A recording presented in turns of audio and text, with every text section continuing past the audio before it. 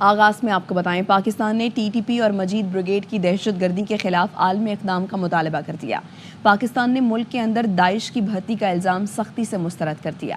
اقوام متحدہ میں پاکستانی مستقل مندوب منیر اکرم نے سلامتی کونسل میں خطاب میں کہا، سلامتی کونسل ٹی ٹی پی، مجید بریگیڈ اور داعش کے خطرے کا نوٹس لے۔ افغانستان میں 2 درجن سے زائد دہشت گرد گروہ سرگرم ہیں۔ افغانستان داعش کی بھرتی اور سہولت کاری کا مرکز ہے۔ داعش کے خطرے کی ہر طرف بات کی جا رہی ہے، لیکن ٹی ٹی پی اور مجید بریگیڈ سے پاکستان کو لاحق خطرات کا کوئی ذکر نہیں ہو رہا۔ پاکستان نے دہشت گردی کے خلاف جنگ میں 80,000 جانیں گنوائیں، معیشت کو شدید نقصان پہنچا۔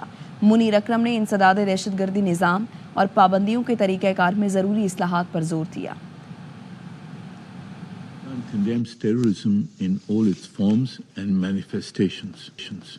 For more than 4 decades, we have remained at the forefront of global counter-terrorism efforts and been a principal target of terrorist attacks, financed by our adversaries in the region, and we have paid a heavy price in innocent lives lost, 80,000 casualties, and enormous damage to our economy.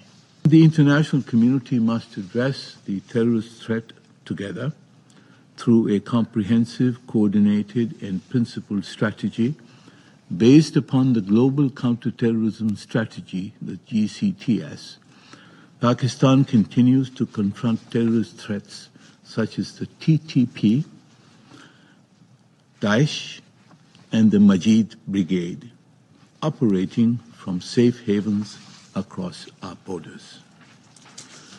We are concerned that while mention is made of Daesh, the threat that is posed to Pakistan by the TTP and by the Majid Brigade have not been mentioned by our colleagues around the table.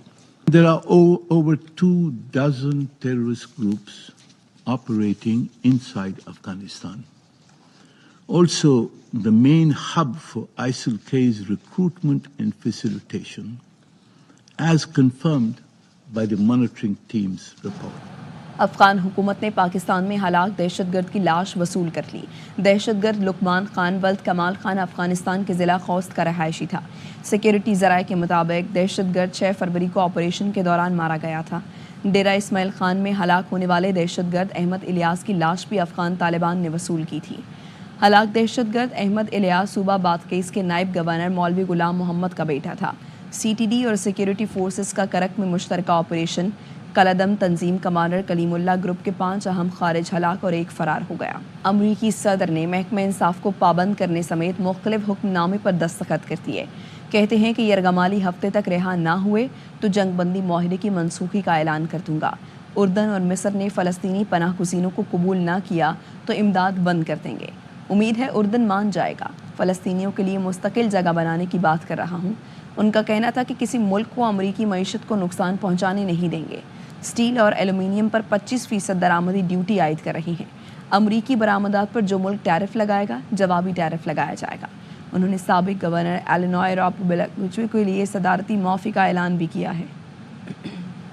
Palestinians, they would love to leave Gaza if they could find a place to be, and I've spoken to various leaders of various countries in the not so, distant area from where we're talking about, the Gaza Strip, and I think they were very positive about providing land. What we need is land, and if we could build a nice place for people to live safely, everybody in Gaza would do it. They've been persecuted, they've been spit on, they've been treated like trash, and they would love to get out of Gaza. But until now, they never had an alternative. Now they have an alternative. And as far as Hamas is concerned, you're seeing the real Hamas now with the hostages. اسرائیل جنگ بندی معاہدے کی خلاف ورزی کر رہا ہے۔ Hamas نے اسرائیلی قیدیوں کی رہائی مؤخر کرنے کا اعلان کر دیا۔ ترجمان نے بتایا ہے کہ حماس قیادت نے 3 ہفتوں کے دوران اسرائیل کی جنگ بندی معاہدے کی خلاف ورزیوں کا مشاہدہ کیا۔ قابض دشمن شمالی غزہ میں بے گھر افراد کی واپسی میں تاخیر کی وجہ بنا۔ مختلف علاقوں میں بمباری اور فائرنگ کے ذریعے فلسطینیوں کو نشانہ بنایا اور معاہدے کے مطابق امدادی سامان کی ترسیل میں رکاوٹیں پیدا کیں۔ اس عرصے میں حماس نے اپنے تمام وعدے پورے کیے۔ حماس ترجمان نے بتایا کہ ہفتے 15 فروری کو رہائی کے لیے مقرر صہیونی قیدیوں کی حوالگی تا حکم ثانی مؤخر کی جا رہی ہے.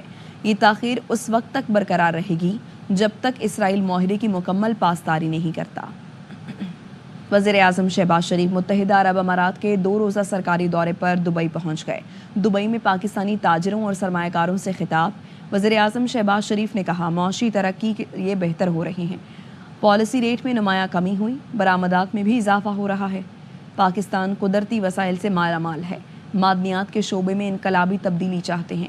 انفارمیشن ٹیکنالوجی کے شعبے میں بھی بے پناہ صلاحیت موجود ہے. وزیر اعظم ورلڈ گورنمنٹ سمٹ میں شرکت کریں گے. یو اے ای کی قیادت سے بھی ملاقاتیں طے ہیں. معیشت ہے پچھلے 1 سال میں میکرو لیول پر فاؤنڈیشن الحمدللہ آہستہ آہستہ بہتر ہو رہی ہے. وہ براڈ انڈیکیٹرز ہیں جو IMF کے پروگرام کے بعد ہماری میکرو اکنامک اسٹیبلٹی الحمدللہ پاکستان میں 1 سال میں آئی ہے. لیکن the journey is long tough challenges ahead. ہمارے 3-4 میجر ایریاز ہیں جہاں پر ہم اکنامک گروتھ کو سپیڈ اپ کر سکتے ہیں. ایک ہے مائنز اینڈ منرلز. G2G کی کوریڈور ہے. UAE سعودی عربیہ ان کے ساتھ ہماری بڑی کلوز انٹریکشن چل رہی ہے. Next month by the grace of God we are dispatching 1000 fresh agri graduates to China for training and government of Pakistan is funding this program. Supreme court جج بنانے کی منظوری دے دی ہے. چیف جسٹس یاحیہ آفریدی کی زیر صدارت اجلاس کا جسٹس منصور علی شاہ اور جسٹس منیب اختر نے بائیکاٹ کر دیا. سپریم کورٹ سے جاری پریس ریلیز میں بتایا گیا جوڈیشل کمیشن کی اکثریتی فیصلے سے جج مقرر کیے گئے. Chief justice Islamabad high court justice Aamir Farooq, chief justice Sindh high court Shafi Siddiqui, chief justice Balochistan high court justice Hashim Kakar, chief justice Peshawar high court Ishtiaq Ibrahim, Sindh high court کے جج جسٹس صلاح الدین اور پشاور ہائی کورٹ کے justice Shakeel Ahmed supreme court کے جج ہوں گے. جسٹس میاں گل حسن اورنگزیب کو سپریم کورٹ میں قائم مقام جج بنانے کی منظوری دی گئی. جسٹس عامر فاروق کے سپریم کورٹ میں تقرر کی خبر AY نیوز نے 1 فروری کو دی تھی.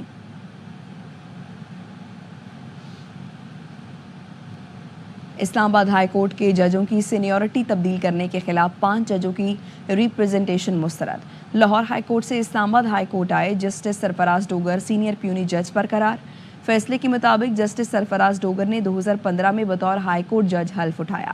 ٹرانسفر ججوں کو نیا حلف اٹھانے کی ضرورت نہیں. ججز تعیناتی اور ٹرانسفر میں فرق ہے. Chief justice Islamabad high court عامر فاروق نے جسٹس بابر ستار اور جسٹس سردار اعجاز اسحاق سے قانونی امور کی ذمہ داری واپس لے لی. ایڈیشنل جج جسٹس راجہ انعام امین اسلام آباد ہائی کورٹ کے قانونی امور کے جج مقرر. لاہور ہائی کورٹ کے 9 ایڈیشنل ججز نے حلف اٹھا لیا. Chief justice Lahore high court justice Aliya Neelam نے حلف لیا. سپریم کورٹ میں نئے ججوں کے تقرر کے لیے جوڈیشل کمیشن کا اجلاس. جسٹس منصور علی شاہ اور جسٹس منیب اختر نے بائیکاٹ کر دیا. کمیٹی کے رکن سینیٹر علی ظفر اور بیرسٹر گوہر نے اجلاس مؤخر کرنے کا موقف اپنایا. بات نہ مانی گئی تو وہ بھی اٹھ کر چلے گئے. جسٹس مندوخیل نے روکنے کی کوشش کی لیکن آزاد اراکین نہ مانے. بانی PTI آرمی چیف کو ایک اور خط لکھیں گے. بہن علیمہ خانم نے اڈیالہ جیل کے باہر میڈیا کو بتایا کہ بانی PTI اگلے ہفتے آرمی چیف کو تیسرا خط لکھ رہے ہیں. وہ چاہتے ہیں اسٹیبلشمنٹ اور چیف جسٹس پاکستان عوام کے ساتھ کھڑے ہوں. یہ سارے کھلے خط ہیں. عوام ان خطوں کو پڑھ رہے ہیں. دہشت گردی کے خلاف فوج اور قوم کو ایک ہونا ہوگا.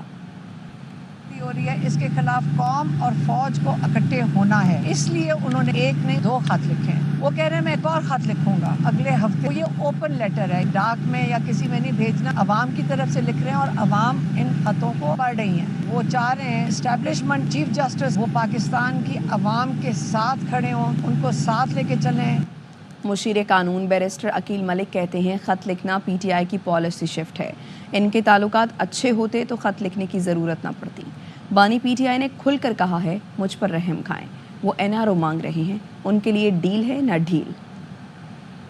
واقعتاً اسٹیبلشمنٹ سے کوئی معاملات درستگی کی طرف جا رہے ہوتے تو پھر عمران خان صاحب کو خط لکھنے کی کوئی ضرورت پیش نہ آتی. جتنے انہوں نے جتن کیے اس خط میں یا اس خط کے ذریعے اور پالیسی شفٹ کی بات کی. عمران خان صاحب نے اپنی اسٹیٹڈ پوزیشن اور اپنی پالیسی کو شفٹ کیا ہے. اوپنلی NRO کی ڈیمانڈ کی گئی ہے اور کہا گیا ہے کہ میرے پہ رحم کھایا جائے. بشرا بی بی نے کہا ان کے خلاف سیاسی انتقامی کارروائی کی جا رہی ہے. وہ کسی منصوبہ بندی، توڑ پھوڑ، جلاؤ گھراؤ میں ملوث نہیں. بشرا بی بی راولپنڈی کے 10 مقدمات میں شامل تفتیش ہو گئی. بانی PTI کی اہلیہ نے تحریری بیان پولیس کے تفتیشی افسران کو دے دیا. انہوں نے لکھا میرٹ پر تفتیش کر کے حقائق سامنے لائے جائیں. قومی اسمبلی میں اپوزیشن لیڈر عمر ایوب کو نقطہ اعتراض پر بولنے کی اجازت نہ دینے پر PTI اراکین کا احتجاج. ایجنڈے کی کاپیاں پھاڑ کر ہوا میں اچھال دی. نعرے بازی کی، واک آؤٹ کر کے گیلری میں بھی نعرے لگائے. ایوان میں PP اراکین نے بھی احتجاج کیا. اسپیکر سے وزراء کی ایوان میں حاضری یقینی بنانے کا مطالبہ کیا. ایوان خالی ہوا تو شرمیلا فاروقی کو بھی بولنے کا موقع مل گیا. عبد القادر پٹیل بولے، ایوان خالی نہیں ہوا، میری وجہ سے آپ کو موقع ملا. اسپیکر ایاز صادق کی غیر موجودگی میں اجلاس چیئر کرنے والے قادر پٹیل اور شرمیلا فاروقی کے درمیان دلچسپ مکالمہ ہوا. شرمیلا فاروقی اپوزیشن اراکین پر بھی برس پڑی. صدر آصف علی زرداری نے لزبن میں پرنس رحیم الحسینی سے ملاقات کی اور ان کے والد پرنس کریم آغا خان کے انتقال پر تعزیت کا اظہار کیا. صدر نے پاکستانی عوام اور حکومت کی جانب سے دلی ہمدردی کا اظہار کیا. صدر نے کہا قوم ایک سچے دوست اور عظیم انسان دوست شخصیت سے محروم ہونے پر سوگوار ہے. پرنس کریم آغا خان کی دور اندیش قیادت نے پاکستان اور دیگر ملکوں میں لوگوں کی زندگیاں بہتر بنانے میں اہم کردار ادا کیا. اس سے پہلے استنبول ایئرپورٹ پر صدر آصف علی زرداری نے ترک ہم منصب رجب طیب اردوان سے ملاقات کی. دو طرفہ تعلقات اور باہمی دلچسپی کے امور پر تبادلہ خیال کیا گیا. کشمیری رہنما مقبول بٹ شہید کی 41ویں برسی آج. مقبوضہ کشمیر میں ہڑتال کی کال دی گئی ہے. مقبول بٹ کو نئی دہلی کی تہاڑ جیل میں 11 فروری 1984 کو خفیہ طور پر پھانسی دی گئی تھی. فرینڈز آف کشمیر کی چیئرپرسن غزالہ حبیب کہتی ہیں بھارت ظلم و جبر سے کشمیریوں کا جذبہ حریت ختم نہیں کر سکتا. کشمیر کی آزادی تک تحریک جاری رہے گی. اور مقبول کشمیری رہنما مقبول بٹ شہید کی آج 41ویں برسی پوری دنیا میں جوش و خروش اور عقیدت اور احترام کے ساتھ منائی جا رہی ہے. اور پوری دنیا میں کشمیری یہ برسی منا کے بھارت کو یہ پیغام دے رہے ہیں کہ کشمیریوں کا جو جذبہ حریت ہے وہ ظلم، جبر اور تشدد کے ذریعے نہیں دبایا جا سکتا.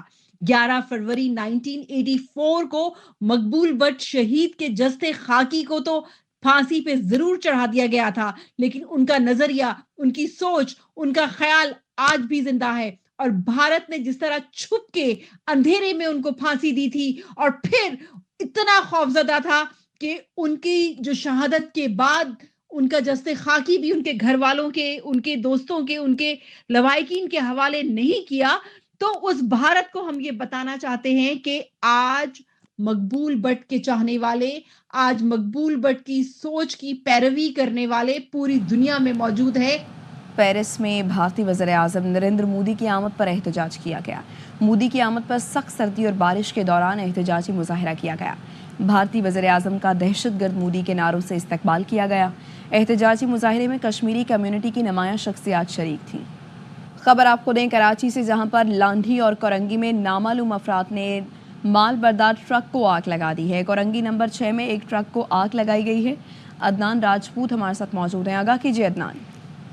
جی بالکل، یہ لانڈی اور کورنگی میں نامعلوم افراد نے مال بردار ٹرکوں کو آگ لگائی ہے. کورنگی نمبر 6 میں ایک ٹرک کو آگ لگائی گئی، جبکہ پولیس کا بتانا ہے کہ لانڈی کے علاقے میں بھی 2 ٹرکوں کو نامعلوم افراد آگ لگا کر فرار ہو گئے.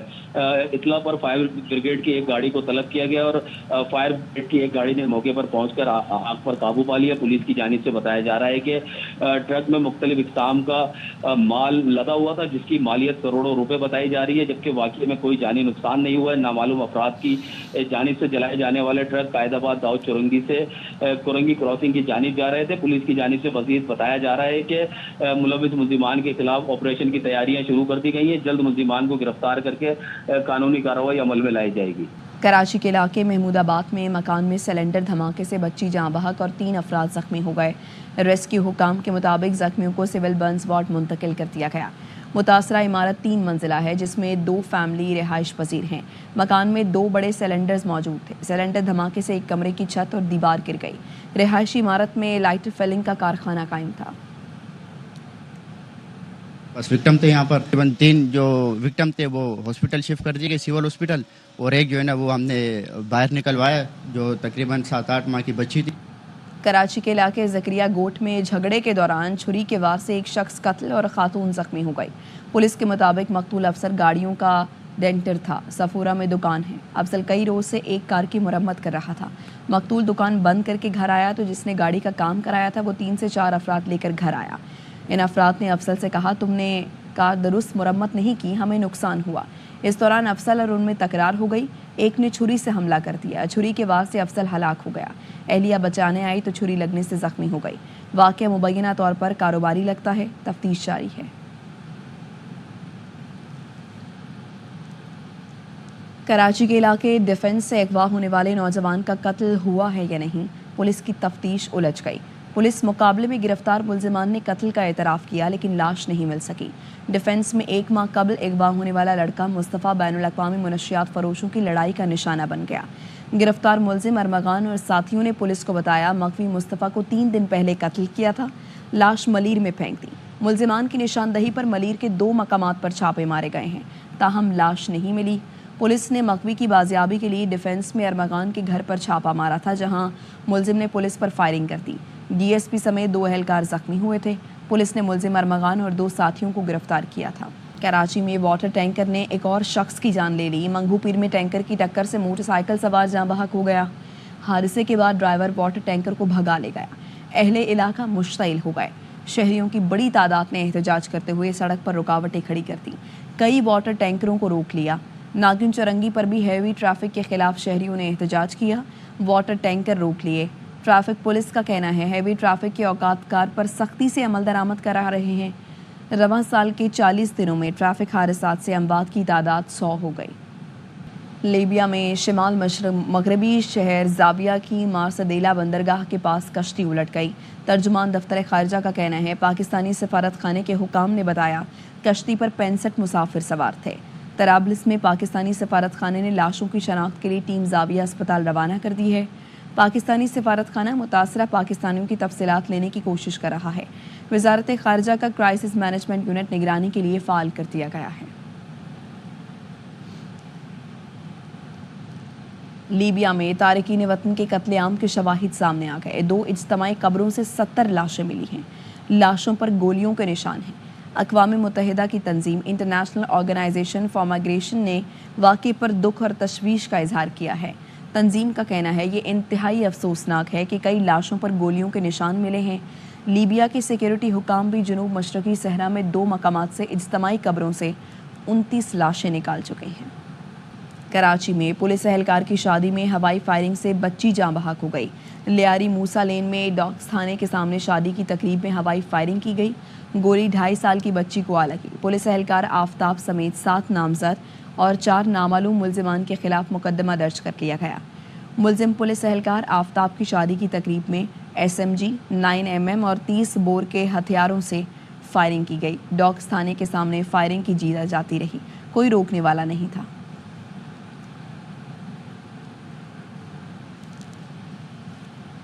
खबर है कराची से, जहां पर गरीबाबाद से नेशनल स्टेडियम जाने वाले रास्ते पर ट्रैफिक जाम है।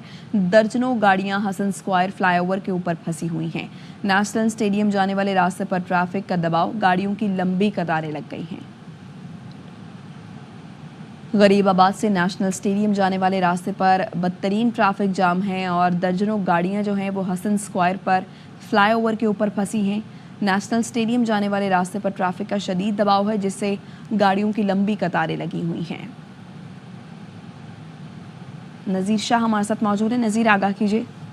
देखें, स्टेडियम रोड पर जाने वाले सड़क पर ट्रैफिक का शदीद दबाव है। गाड़ियां ईसा नगरी से जब हसन स्क्वायर के फ्लाईओवर पर बजाने स्टेडियम की जानिब जाते हैं तो फ्लाईओवर के ऊपर भी दर्जनों गाड़ियां फंसी हुई हैं और लंबी कतारें लगी हुई हैं। जबकि ट्रैफिक हुकाम से हमारी बात हुई है तो उनका ये कहना है कि आगे एक गाड़ी खराब हो गई थी जिसको हटाने की कोशिश की जा रही है। उसे एक गाड़ी खराब होने की वजह से जो दोनों जानिब जो जाने वाला ट्रैफिक है उस पर शदीद ट्रैफिक जाम है और उनका ये कहना है कि जल्द इस गाड़ी को हटाकर ट्रैफिक को क्लियर कर दिया जाएगा। जी ठीक, शुक्रिया नज़ीर। पाकिस्तान में कानून साजी के बाद GM सोयाबीन की अमरीका से दरामद शुरू हो गई, जिसका पहला जहाज पोर्ट कासिम पर लंगर अंदाज हो गया। तफसीलात इस रिपोर्ट में। امریکہ سے سویا بین بیج کی درآمد شروع ہو گئی۔ کراچی میں پورٹ قاسم پر تقریب سے خطاب میں امریکی قونصل جنرل اسکاٹ اربوم کا کہنا تھا کہ امریکی سویا بین پر پابندی سے پاکستان میں مرغی اور انڈے مہنگے ہوئے۔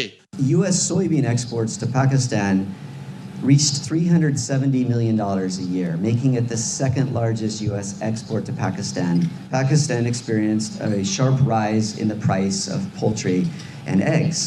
پاکستان انوائرمنٹ پروٹیکشن ایجنسی کی ڈی جی فردانہ الطاف کا کہنا تھا کہ جینیٹک موڈیفائڈ سویابین کی درآمد کے حوالے سے پارلیمنٹ نے قانون پاس کیا ہے، جس کے بعد سویابین کا پہلا جہاز پورٹ قاسم پر لنگر انداز ہو گیا ہے۔ سویابین کو امپورٹ کرنے کے دو بنیادی مقاصد ہیں، ایک اس سے تیل نکالنا اور دوسرا جو ہے اس کو مرغیوں کی خوراک کے طور پہ یا لائف سٹاک کی خوراک کے طور پہ استعمال کرنا۔ سالوینٹ ایسوسی ایشن کے چیئرمین محمود کا کہنا تھا کہ 2 سال پاکستان نے مہنگی ترین سویابین خریدی ہے، جس سے قیمتی ضرب مبادلہ خرچ کرنا پڑا تھا۔ ہم جو ہے سویابین سیڈ منگائیں گے اور اس سے ویلیو ایڈیشن کریں گے، جس سے ہماری لوکل انڈسٹری بھی چلے گی، اور میل اور آئل اب ہم لوکلی پرووائڈ کریں گے اپنی انڈسٹری کو۔ تو انشاءاللہ میں پوری امید ہوں کہ یہ ایک پازیٹیو سٹیپ ہے پاکستان کی اکانومی کو بہتر کرنے کی۔ نجی ادارے کے ریجنل ڈائریکٹر کیون رویپ کا کہنا تھا کہ پاکستان میں غذائی قلت ہے، جس کی وجہ سے 40% بچوں کی نشو نما متاثر ہو رہی ہے۔ کیمرامین کاشف نظامی کے ساتھ انجم وہاب، ARY نیوز کراچی۔ ملک کے بیشتر علاقوں میں آج موسم سرد اور خشک رہے گا، چند ایک مقامات پر بارش کا بھی امکان ہے۔ محکمہ موسمیات نے آئندہ 24 گھنٹے کے دوران لاہور، سیالکوٹ، اٹک، جہلم، راولپنڈی اور اسلام آباد میں ہلکی بارش کی پیش گوئی کی ہے۔ دیر، چترال، سوات، کشمیر، گلگت بلتستان میں بھی بارش، پہاڑوں پر برف باری کا امکان ہے۔ کراچی، کوئٹہ، پشاور سمیت بیشتر اضلاع میں موسم سرد اور خشک رہے گا۔ لاہور میں صبح سویرے بادلوں کا راج، رات میں موسم سرد اور دن میں پارا ہائی ہونے لگا۔ مزید بتائیں گے خواجہ رمضان مجید۔ شہر لاہور کا صبح سویرے موسم سرد ہے اور شہر لاہور میں صبح سویرے بادلوں کے بھی ڈیرے ہیں۔ رات گئے سرد ٹھنڈی ہوا چلتی رہی اور اس وقت بھی شہر میں بادلوں کے ڈیرے ہیں، اور درجہ حرارت کی اگر بات کی جائے تو شہر کا جو زیادہ سے زیادہ درجہ حرارت ہے وہ 23 ڈگری سینٹی گریڈ اور کم سے کم درجہ حرارت 10 ڈگری سینٹی گریڈ تک رہنے کا امکان ہے۔ دوسری جانب محکمہ موسمیات کا یہ کہنا ہے کہ موسم میں واضح طور پر تبدیلی آنا شروع ہو جائے گی آئندہ چند روز میں، اور یہ موسم کی غیر معمولی تبدیلی کا سلسلہ آئندہ چند روز تک اسی طرح سے برقرار رہے گا، جبکہ محکمہ موسمیات کا یہ کہنا ہے کہ آئندہ چند روز تک موسم اسی طرح سے سرد اور خشک رہے گا اور بارش کا کوئی امکان نہیں ہے۔ جی، کراچی میں موسم رنگ بدلنے لگا، صبح کو محسوس ہونے والی سردی دن میں گرمی بن جاتی ہے۔ محکمہ موسمیات کے مطابق آج کراچی میں زیادہ سے زیادہ درجہ حرارت 31 ڈگری سینٹی گریڈ تک جانے کا امکان ہے، بتائیں گے عدنان راجپوت۔ کراچی شہر کا موسم تبدیل ہونا شروع ہو گیا ہے۔ صبح کے اوقات میں سرد ہوائیں اور سردی کی شدت محسوس کی جا رہی ہے، جبکہ دن کے اوقات میں گرمی محسوس کی جانے لگی ہے۔ اگر بات کی جائے شہر کے موجودہ درجہ حرارت کی تو محکمہ موسمیات کی جانب سے بتایا جا رہا ہے کہ کراچی شہر کا اس وقت موجودہ درجہ حرارت 14 ڈگری سینٹی گریڈ ہے، کم سے کم 13 ڈگری سینٹی گریڈ ریکارڈ کیا گیا ہے، جبکہ دن بھر زیادہ سے زیادہ درجہ حرارت 29 سے 31 ڈگری سینٹی گریڈ تک جانے کا امکان ہے۔ ہوا میں جو نمی کا تناسب ہے وہ 83% ہے اور شہر بھر میں اس وقت ہوا 18 کلومیٹر فی گھنٹے کی رفتار سے چل رہی ہے۔ جی، قذافی کے بعد نیشنل اسٹیڈیم کراچی میں بھی چیمپئنز ٹرافی کے لیے تیار۔ نو تعمیر اسٹیڈیم کا افتتاح آج صدر مملکت کریں گے، رنگا رنگ افتتاحی تقریب ہوگی۔ 41ویں نیشنل ایلیٹ مین اور 5ویں national elite women boxing championship کا شاندار آغاز۔ چیمپئن شپ میں Pak army, navy, P A F, وابڈا، ریلوے، KPT کی ٹیمیں حصہ لے رہی ہیں۔ چیمپئن شپ میں بلوچستان، خیبر پختونخوا، پنجاب، سندھ، اسلام آباد، آزاد جموں کشمیر، HEC پولیس کی ٹیمیں حصہ لے رہی ہیں۔ 10 فروری سے 15 فروری 2025 تک KPT سپورٹس کمپلیکس میں جاری مقابلوں میں شامل باکسرز اپنا لہو منوائیں گے۔ آج تقریباً 38 مقابلے ہوئے، جن میں مختلف ٹیموں کے باکسرز بین الاقوامی طرز پر اپنے ابتدائی میچز کھیلیں گے۔ چیمپئن بیلٹ ہر کیٹیگری کے گولڈ میڈلز کو دی جائے گی۔ باکسنگ چیمپئن شپ کے ذریعے مستقبل میں نہ صرف باکسرز کی حوصلہ افزائی ہوگی بلکہ انٹرنیشنل لیول پر پاکستان کی نمائندگی بھی ہوگی۔ کراچی سمیت سندھ کے مختلف اضلاع میں پنک گیمز کا آغاز ہو گیا۔ اب پنک گیمز کا مقصد خواتین کو کھیلوں کے میدان میں مقابلوں کے مواقع فراہم کرنا ہے۔ انور خان کی report. Karachi scout head quarter میں سجا میلہ پنک گیم کی افتتاحی تقریب کا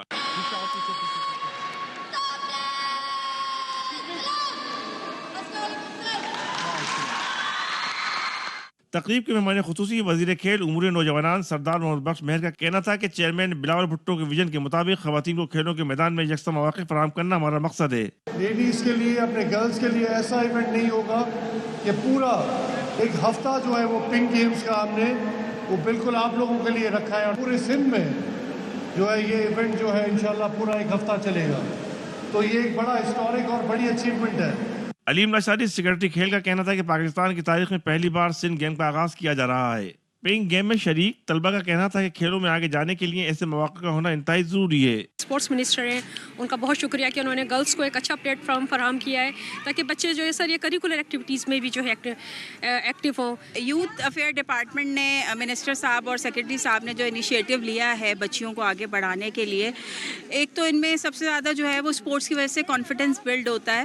کراچی سمیت سندھ کی 30 اضلاع میں سنگھ پنک گیم 10 فروری سے شروع ہو کر 15 فروری تک جاری رہیں گے. کیمرمین محمد حنیف کے ساتھ انور خان, ARY نیوز کراچی. ایک بریک کے بعد حاضر ہوں گے نیوز ہیڈ لائنز کے ساتھ.